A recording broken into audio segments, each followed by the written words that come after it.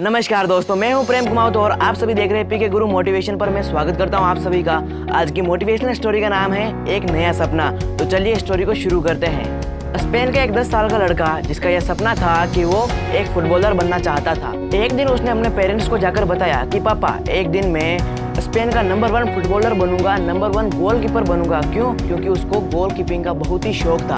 उसने जाकर अपने पापा को बताया और पापा ने उस पर भरोसा कर लिया और उसको कोचिंग में एडमिशन भी दिलवा दिया था। वो बच्चा फुटबॉल के मैदान पर जाने लगा और वो कोच साहब से बात भी करने लगा और वो कोच साहब से कहता कि देखना, मैं एक दिन स्पेन का नंबर 1 फुटबॉलर बनूंगा। जो हमारे यहाँ का सबसे बड़ा क्लब रियल मैड्रिड है, वहाँ से गोलकीपिंग करूंगा मैं।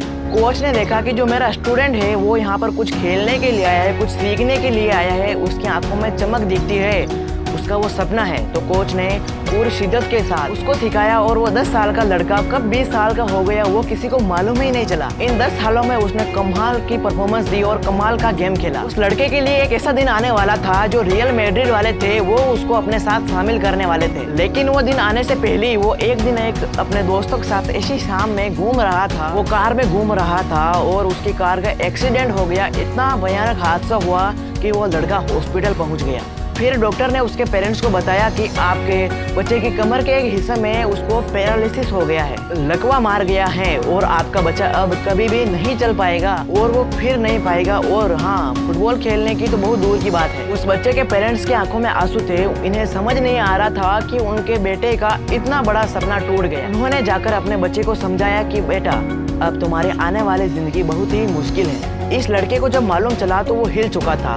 इसका सबसे बड़ा सपना टूट गया। वो उदास था, मायूस था, समझ नहीं पा रहा था कि आगे क्या होगा। अगले 18 महीनों तक वो बच्चा हॉस्पिटल में था। आप सोचे कि जो बच्चा 18 महीने तक हॉस्पिटल में था, तो आप सोचे कि उसके दिमाग में क्या क्या चल रहा होगा, उसके मन में कितने सारे नकारात्मक सवाल आ रहे होंगे। उसके साथ भी यही सब चल रहा था।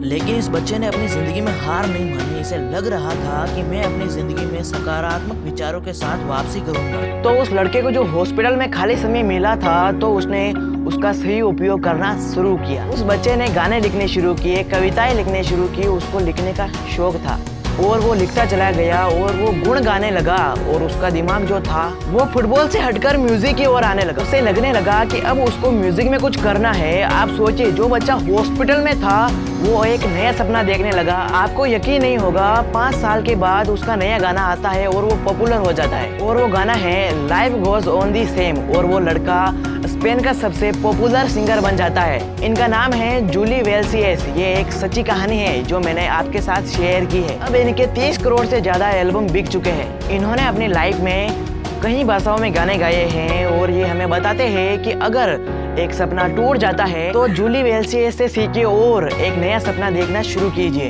और उस नए सपने के लिए मेहनत करना शुरू कीजिए। तो एक नया सपना, ये छोटी सी स्टोरी आपको कैसी लगी है? अगर अच्छी लगी हो तो वीडियो को लाइक कीजिए, चैनल को सब्सक्राइब कीजिए और हाँ, till the time share now this video. Thank you so much.